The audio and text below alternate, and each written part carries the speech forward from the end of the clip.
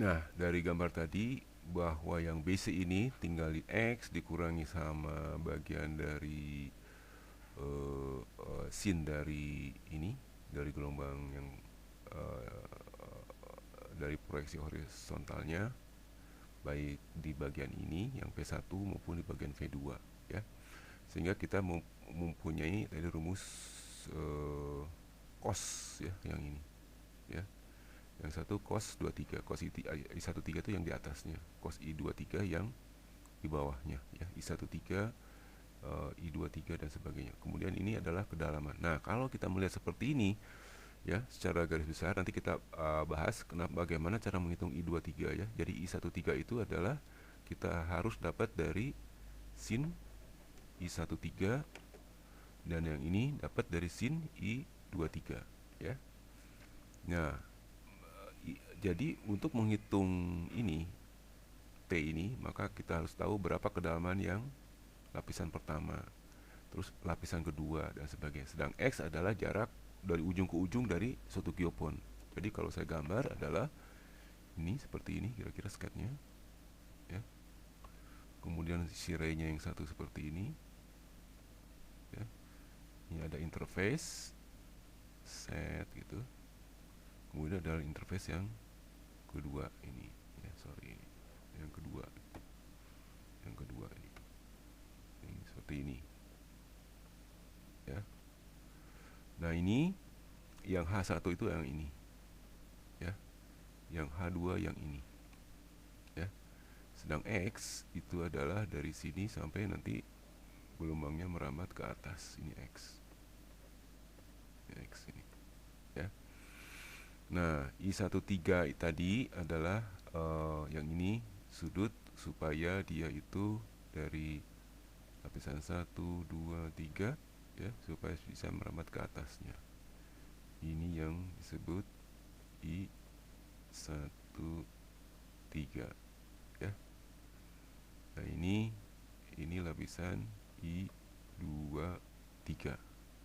Oke, I23, ya. I13 yang ini, I23 yang ini. Jadi kalau I23 adalah V2 per V3, ya. Kalau I13 V1 dan V3, ya. Jadi dari sin, kalau kamu sudah mengetahui sudut I13, maka akan mudah menjadi cos I13, ya. Ini 13, ya. Dimana sin I13 adalah V1 per V3, ya, yang ini. Terus kalau sin I23 adalah V2 per V3. Ini untuk kritisnya, ya. Oke, terima kasih. Nah, ini kira-kira rumusnya yang akan kita dapat, ya. Nah, berkaitan dengan intercept tadi, adalah kalau ketika kita gambar kurva seperti ini, ya, kemudian ada namanya travel time curve, ya, dimana ini direct wave, kalau ini refracting wave, maka yang disebut intercept itu adalah kalau kita menginterpolasi ini ke sini, ya. Ini T intercept itu, ya, jadi dari sini ke sini, ya. Dimana letak T intercept ini adalah kalau X-nya sama dengan 0, kan, dari persamaan kita ini, ya. Apa artinya X sama dengan 0? Adalah yang ini, ya. Jadi kalau X sama dengan 0, maka berlaku rumusnya yang ini. Nah, X sama dengan yang ini saja.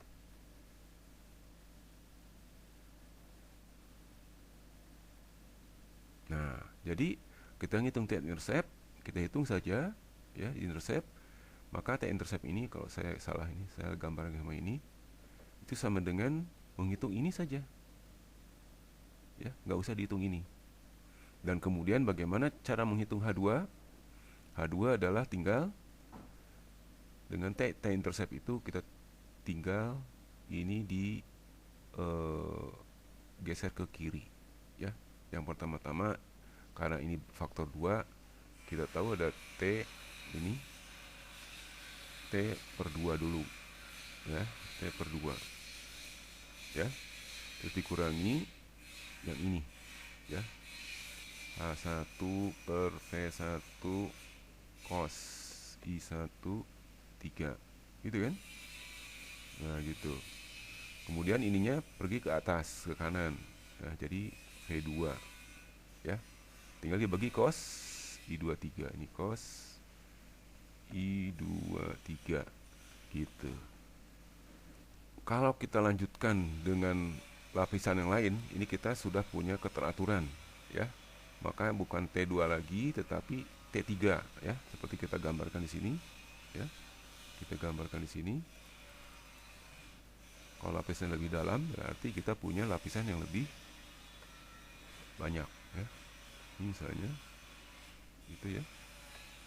Ini untuk lapisan pertama ya. Barangkali ini 2 dan ini 3 gitu ya. Nah untuk lapisan ini T interceptnya adalah tadi kalau di sini bilang T2 gitu ya. Gitu kan? Kalau yang lapisan berikutnya yang ini. Yang ini. Ini adalah T3 ya, ngitungnya dari sini ke sini. Sedang yang tadi T2 adalah dari sini ke arah sini. Maka kita punya keterangan H3 sama dengan T2 nanu ya, gitu kan. Sehingga dari sini kita punya suatu kesempatan untuk membuat lebih sederhana ya. Lebih sederhana apa? Kita tulis kelompok ini ya dalam bentuk jumlah H2 dan sebagainya, V1, V2 terus sampai VK ya dan sebagainya. Cos I nya dari 1, 2, 3 nah, K 1 sampai 4. Kemudian ininya tergantung sisi yang terakhir ya, yang ini ya. Nah, ini harus dibuat exercise. Silahkan kalau kamu membuat formulasi sehingga ini bisa kamu turunkan. Nah, kita ulangi lagi tadi dari rumus H2, menghitung H2 ketemu lapisan 2 adalah interceptnya ya, kurangi ketebalan lapisan pertama ya. Untuk selanjutnya lapisan ketiga barangkali ini sama semua. Ini seperti ini ya, berurut terus. Jadi artinya lapis demi lapis ya, lapis demi lapis ya.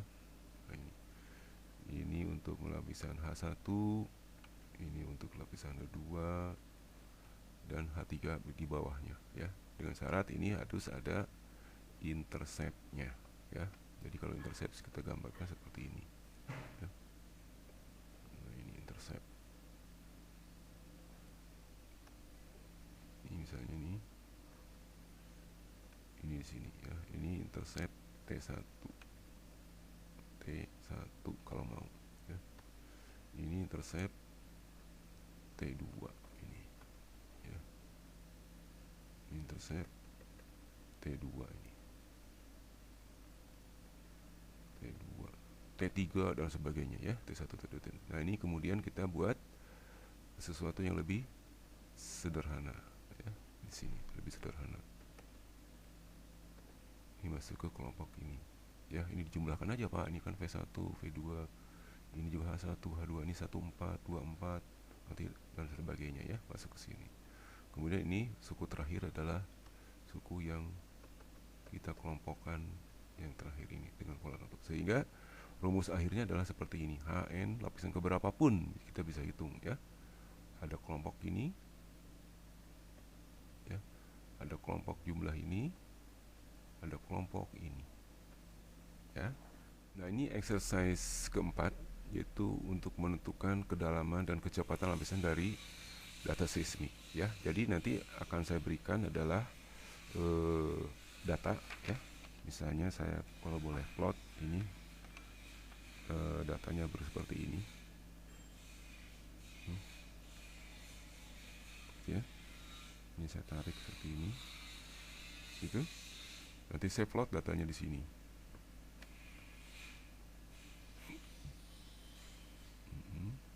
Gitu. Nah, ini nanti kalau kita tarik adalah kita bisa narik kecepatan, di mana kecepatan itu ini T, ini X. Ini kecepatan bisa ditarik, ini dt, ini dx ya. Jadi ini kalau orang-orang nulis ini 1/V1 ya. Begitu pula yang ini ditarik ini gitu. Ini juga 1/V2. Kenapa? Karena gradien ini adalah gradien yang dihitung dt per dx. Ini dt dx. Artinya dt per dx adalah suatu kecepatan v ya. Demikian kita akan hitung. Terus saya ingat kembali bahwa ini kita juga bisa menghitung selain rumus yang ada x-nya dan sebagainya, ngitung bisa kita hitung time intercept ya. Jadi silakan nanti dihitung apakah mau menghitung dari t saja, ngitungnya sama dengan bla bla bla bla bla, atau ngitungnya dari t. Ya. Yang penting kita bisa dari dua jenis ini bisa menghitung berapa tebal lapisan.